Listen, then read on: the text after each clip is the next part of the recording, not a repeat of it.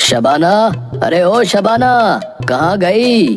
अरे कुछ बढ़िया सा खाने को बना दो, बहुत जोरों की भूख लगी है। मानो पेट में साक्षात मिल्खा सिंह जी भाग रहे हो। क्यों नहीं, क्यों नहीं। लो, जो है सो खा लो आप। आज एतवार है और पिछले एक हफ्ते से हलक फाड़ रही हूँ, राशन ले आओ। अरे अरे, इतना गुस्सा मत हो मेरी शब्बू, मैं कुछ करता हूँ। क्या क्या सपने संजो कर आई थी मैं यहाँ। इतने बड़े ठग के घर बहू बनने जा रही हूँ। मुझे क्या पता था ऐसा निकम्मा ठग निकलेगा ये। वो तो बस पिताजी ने ससुर जी के किस्से बहुत सुन रखे थे, इस वजह से यहाँ ब्याह दिया। शबाना, बहुत हो गया। अब तुम मेरे अंदर के ठग को जगा रही हो। देखो, मेरे तक तो सही है, लेकिन पिताजी एक रेप्यूटेड ठग थे। हाँ, अरे जाओ जाओ, इस परिवार में जब से आई हूँ बस यही सुन रही हूँ। आज तक कोई बड़ी ठगी करके लाए हो? अब शबाना, अब ना रुकने वाला मैं। तू जल्दी से गुड़ की एक डली खिला दे। अब देख तेरा मंगत कैसे बनता है ठगों का बादशाह। आज तो पिताजी का नाम रोशन करके ही आऊंगा। हाँ। उसके बाद मंगत लाल एक अमीर सेठ की तरह कपड़े पहनकर, शबाना के हाथ से गुड़ की डली खाकर अपने घोड़े को लेकर दूसरे नगर की तरफ चल दिया।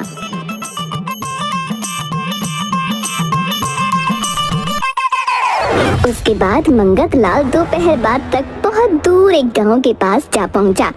वहां पर खेतों के पास तीन ठग भाई आपस में बैठे बातें कर रहे थे। क्या बे जग्गू, कितने दिन हो गए बे? अबे कोई मुर्गा हाथ नहीं लग रहा है। बिना ठगी के भी जिंदगी कोई जिंदगी है भला। हाँ भाई कालिया, अब तो लगता है कि नाम के ठगे हम लोग, बस बिजनेस डाउन चल रहा है भाई। अबे चुप हो जाओ दोनों। देखो जरा, उधर घोड़े पे सवार कोई सेठ जो है इधर ही आता हुआ मालूम हो रहा है। अरे वाह, ए भाई, आज तो ऊपर वाले ने हमारी सुन ली लगता है बे। अबे पार्टी मोटी लग रही है। अबे आओ जरा उसको बुलाते हैं। हाँ चलो चलो। जैसे ही मंगत लाल उन सब के बगल से निकलने वाला होता है, तभी कालिया बोलता है, अरे सेठ जी, इतनी चिलचिलाती धूप में कहाँ जा रहे हो? अरे तनिक पेड़ की छांव में 2 घड़ी आराम फरमा लो बे। ठंडे घड़े का जलपान कर लो भाई। हाँ, अरे धन्यवाद आप लोगों का, लेकिन अभी जरा जल्दी में हूँ। बहुत जरूरी काम से जा रहा हूँ। वापसी में आते वक्त आपके पास जरूर रुकता हूँ। अरे सेठ जी, वैसे भी इतने अमीर घराने से लगते हो। आप 2 घड़ी हम गरीबों के पास बैठकर आराम कर लोगे तो क्या जाएगा? वैसे भी काम तो उम्र भर करते रहना है। मंगत लाल, कुछ गड़बड़ तो जरूर है, लेकिन मेरा नाम भी मंगत लाल है। ठग का बेटा हूँ। अरे अरे, अब आप लोग इतने प्यार से बुलाते हो तो रुक ही जाता हूँ। इसके बाद मंगत लाल घोड़े से उतरकर उन सब के पास जाकर बैठ गया और तीनों ठग उससे इधर उधर की बातें करने लगते हैं। अरे सेठ जी, अगर बुरा ना मानो तो एक बात कहूँ? हाँ हाँ कहो भाई। सेठ जी, बात बताने से पहले मेरी एक शर्त है। अरे भाई, आपकी जो भी शर्त है मुझे मंजूर है। आप बताइए क्या बात है? तो सेठ जी, बात ये है कि अगर आप मेरी बात को सच मानोगे तो अच्छी बात है, लेकिन अगर मेरी बताई बात से आप सहमत नहीं हुए और उसे झूठा बताया तो आपको 2-2 हजार रुपए हमें देने होंगे, बता रहे हैं। अरे मंगत लाल, ये कहीं तेरा उल्टा बेवकूफ ना बना दे। लेकिन चलो देखते हैं। हाँ भाई, ठीक है, मुझे आपकी शर्त मंजूर है। बताओ, अब बात बताओ। अरे क्या बताऊं सेठ जी, बात आज से 8 साल पहले की है। मैं अपनी भैंस चरा रहा था और सामने मेरे खेत में ईख की भरपूर फसल खड़ी थी। देखते ही देखते मेरी भैंस ईख के खेत में कहीं खो गई। हमने सारा खेत ढूंढा, लेकिन भैंस कहीं नहीं मिली। अरे नहीं, अब उसके बाद क्या हुआ? होना क्या था, भैंस तो ढूंढनी थी। हमने खेत की सारी ईख कटवा दी, भैंस फिर भी नहीं मिली। उसके बाद मैं उस ईख को कोलू पे लेके गया, वहां पे उसका रस निकलवाया, लेकिन भैंस फिर भी नहीं मिली। उसके बाद मैंने जब उस रस को काढ़ कर उसका गुड़ निकलवाया और जब एक दिन दोपहर में मेरी बीवी खेत में खाने के बाद गुड़ की डली खाने को लेकर आई, तो मैंने जैसे ही गुड़ खाना शुरू किया तो भैंस की पूंछ मेरे हाथ में आ गई। फिर मैंने वही पूंछ खींचकर भैंस को बाहर निकाला, तब मेरी जान में जान आई। कालिया भाई बिल्कुल सही बता रहे, लेकिन जिनको भी भाई ने ये बात बताई है ना, सब लोग इस बात को झूठा ही बताते हैं। सेठ जी अब आप ही बताओ, मेरी बात झूठी है सच्ची है? अच्छा बच्चू, ठग के बेटे को ठगोगे? अच्छा रुक। अरे हाँ हाँ भाई हाँ, कभी कभी ऐसी घटनाएं हो जाती हैं। मेरे साथ खुद ऐसी कई घटनाएं घटी हैं। बेवकूफ लोग हैं इस गांव के, जो आप जैसे भले मानुस की बातों का विश्वास नहीं करते। अबे ये सेठ तो जरूरत से ज्यादा समझदार निकला बे। अरे भाई आपको क्या बताऊं, आज सुबह ही मेरे साथ ऐसी घटना हो गई। अच्छा सेठ जी क्या हो लिया आपके साथ, क्या घटना घट गई? अरे भाइयों, मैं भी अपनी ऐसी बात नहीं बताऊंगा, मेरी शर्त भी आप लोगों को माननी होगी। हाँ बताइए तो सही, क्या शर्त है आपकी? शर्त यही है कि अगर आप लोगों ने मेरी बात को झूठा माना तो तुम तीनों को 2-2 हजार रुपए मुझे देने होंगे, और अगर सच मान लिया तो कोई बात नहीं। हाँ सेठ जी, हम लोगों को जो है तुम्हारी शर्त मंजूर है। तो बात यूं है कि आज सुबह जब मैं तैयार होकर काम के लिए निकलने वाला था, तब मेरी सेठानी ने स्वादिष्ट पकवान बनाए थे और वो जिद कर रही थी कि पकवान खाकर ही जाना। लेकिन जल्दी के चक्कर में मैं पकवान खाए बिना ही आ गया। लेकिन मेरी सेठानी जी मुझसे इतना प्रेम करती हैं कि वो पकवान खिलाने यहाँ मेरे पीछे आ गई है। पर लेकिन सेठ जी आपकी सेठानी जी तो यहाँ कहीं दिख नहीं है। अरे भाई उधर नहीं, इस तरफ देखो, मेरी सेठानी पकवान लिए आ रही है। तीनों ठग अपनी बहन को खाना लिए हुए खेत में आता देख हैरान हो जाते हैं। अरे बाप रे बाप है, ये सेठ तो हमारा बाप ठग निकला रे, हमारी बहन को अपनी सेठानी बना लिया। अब क्या करे? और अगर हम लोगों ने इसकी बात को झूठा कह दिया तो ये हम तीनों से 2-2 हजार रुपए ले लेगा, और अगर हम लोगों ने इसकी बात को सच्चा कहा तो ये हमारी बहन को ले जाएगा। अरे अगर मेरी मानो तो हमें अपनी बहन को इस सेठ के साथ भेज देना चाहिए। बहन की शादी तो हमें वैसे भी करनी थी बे। अच्छा हुआ जो अमीर सेठ हमें मिल गया है। सही कहा भाई, हमारी बहन जैसे ही सेठ के घर जाएगी, धीरे धीरे हम लोग उसका सारा खजाना खाली करवा लेंगे। हैं। आ गई तुम, कब से मैं तुम्हारी राह देख रहा था। अरे भैया, ये मोटा कौन है और मुझसे ऐसी बातें क्यों कर रहा है? अरे प्यारी बहन, अरे ये तुम्हारे पति परमेश्वर है। पिताजी ने बचपन में तुम दोनों का ब्याह कर दिया था, बस आज तुम्हें ले जाने आए हैं। लेकिन मुझे आज तक किसी ने नहीं बताया। बहन अब कुछ बातें जो है गोपनीय रखनी पड़ती हैं। तुम जीजा जी के साथ जाओ, हम लोग जल्दी ही तुमसे मिलने आएंगे, ठीक है?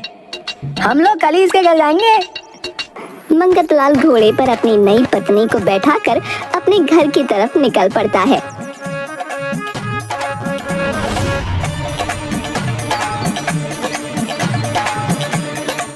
अरे शबाना, अरे कहाँ गई? देखो तो, तुम कहती थी कि मैं कुछ काम नहीं करता, देखो तो मैं क्या लेकर आया हूँ। क्यों हलक फाड़ रहे हो? अरे ये लड़की कौन है? मेरी पत्नी। अकल के अंधे मेरी सौतन को ठग लाया कहीं से। हाय मैं तो मर गई, लुट गई। अरे ये सब क्या हो रहा है? आपके साथ तो मेरा ब्याह बचपन में ही हो गया था ना। हाय रे मेरे कर्म, इसके बाप ने मेरे बाप को भी ठगा, बचपन से शादीशुदा था ये। अरे भाग्यवान, मेरी बात तो सुनो। अब कुछ नहीं सुन सकती मैं जा रही हूँ मायके। कि बोलकर शबाना वहाँ से चली जाती है। अरे तुम टेंशन मत लो, तुम्हारी दीदी जल्दी ही आ जाएगी। अच्छा कहाँ की दीदी? कौन दीदी? सौतन है वो मेरी। अरे मिलजुल कर रह लो ना, क्या परेशानी है यार। दूसरी तरफ तीनों ठग अपनी बहन से मिलने मंगतलाल के घर आ पहुँचते हैं। अरे भैया आप लोग आ गए, और सारी बातें अपने भाइयों को बताती है। तुम फिक्र मत करो बहन, देखती जाओ, इसका काम तमाम कर देंगे हम लोग। मंगतलाल अपने सालों की खूब खातिरदारी करता है। सुनती हो, तुम मेरे 3 सालों की खटिया यहाँ खुले आसमान के नीचे लगा दो, कोई परेशानी ना हो इन्हें। जीजा जी आप भी हमारे पास ही सो जाइए ना। अरे छोटे साले साहब, नई नई शादी हुई है, तुम्हारी बहन नाराज हो जाएगी, तुम सो जाओ। आधी रात को जब सब गहरी नींद में थे, तब तीनों ठग उठ गए और मंगत लाल को खाट पर लेटे लेटे ही बांधकर उठा ले चले।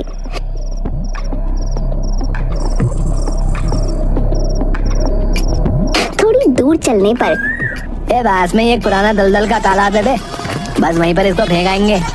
चलते चलते कमर टूट गई बे, तुम लोग कहो तो थोड़ी देर आराम कर लें। हाँ भाई, जीजा बहुत ही मोटा है, इसी पेड़ के नीचे थोड़ी देर सुस्ता लेते हैं। सभी लोग खटिया को रखकर आराम करने लगते हैं। उन्हें थकान के कारण कब नींद आ जाती है पता ही नहीं चलता। थोड़ी देर में सूरज निकल आता है और एक बकरी चराने वाला चरवाहा अपनी 20 बकरियों के साथ वहां आ पहुंचता है। अरे भाई, तुम्हें ये बांध कर कहाँ ले जा रहे हैं? क्या बताऊं भाई, किस्मत का मारा हूँ। एक सेठानी घर में है और ये साले हैं मेरे, और इनकी छोटी बहन के लिए कोई लड़का नहीं मिल रहा तो जबरदस्ती उसकी शादी भी मुझसे करवाना चाहते हैं। अरे वाह भैया, क्या किस्मत है तुम्हारी। कहीं पे भगवान कितनी रहमत रखता है तो कहीं पर बहुत बेरहम है। अपने हिस्से में तो बकरियां चराना ही लिखा है। एक उपाय है भाई, अगर तुम मेरी जगह चुपचाप यहाँ लेट जाओ तो तुम्हारी शादी पक्की है। क्या सच में? और क्या, जल्दी से मुझे खोलो। इसके बाद चरवाहा मंगत लाल को खोलता है और खुद उसकी जगह लेट जाता है। मंगत लाल उसे अच्छे से बांधकर मुंह ढक देता है और बकरियां लेकर कुछ दूर छिप जाता है। उधर कालिया नींद से उठता है। अरे गोपी ओए जग्गू ओए, जल्दी करो, भैया सूरज सर पे चढ़ा है, हमें जीजा जी को ठिकाने लगाना है कि नहीं? और तीनों चरवाहे को उठाकर चल देते हैं। अबे जीजा जी तो बहुत हल्का लग रहा है। बेवकूफ, अबे आराम करने के बाद चल रहा है तू, तो हल्के ही नहीं लगेंगे। तभी तालाब के पास जाकर वो चरवाहे को तालाब के दलदल में फेंक देते हैं। लो जी, हो लिया जीजा जी का खेल खत्म। हमें ढकने चला था। उसके बाद तीनों ठग जैसे ही दोबारा अपनी बहन के पास पहुंचते हैं तो देखते हैं मंगत लाल आंगन में बैठा बकरी का दूध पी रहा है और उसके आंगन में 20 बकरियां बंधी हुई हैं। अरे जीजा जी, तुम बच कैसे गए? अरे आओ आओ साले साहब, लो भाई, इन सब के लिए ताजा बकरी का दूध लाओ। जीजा जी दूध तो पी लेंगे, लेकिन ये सब कैसे हुआ? अबे साले साहब, तुम लोगों का बहुत बहुत शुक्रिया जो मुझे उस जादुई तालाब में फेंका, जो दिखने में दलदल लेकिन अंदर तो बकरियां, भैंसें और अलग अलग तरह के कई मवेशी बंधे हुए हैं। जो मन आए ले आओ। क्या सच में जीजा जी? अबे तो क्या जीजा जी झूठ बोलेंगे बे?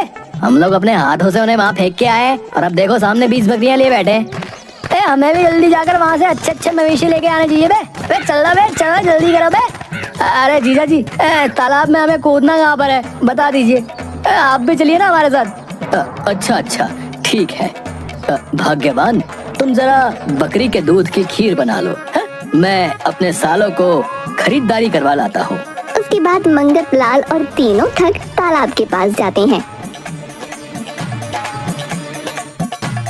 तुम तीनों जो है ना, एक साथ तालाब के बिल्कुल मध्य में कूद जाओ, और हाँ, एक साथ कूदना ताकि एक साथ मवेशी पसंद कर सको, समझे? जीजू, आप कितने भले हो यार, खामखा मैं आपको गलत समझ रहा था। प्यारे साले साहब, अब बातों में समय मत बिताओ, जल्दी कूदो। उसके तुरंत बाद तीनों ठग एक साथ दलदल में कूद जाते हैं और मर जाते हैं। मंगत लाल हंसता हुआ घर की तरफ आ जाता है।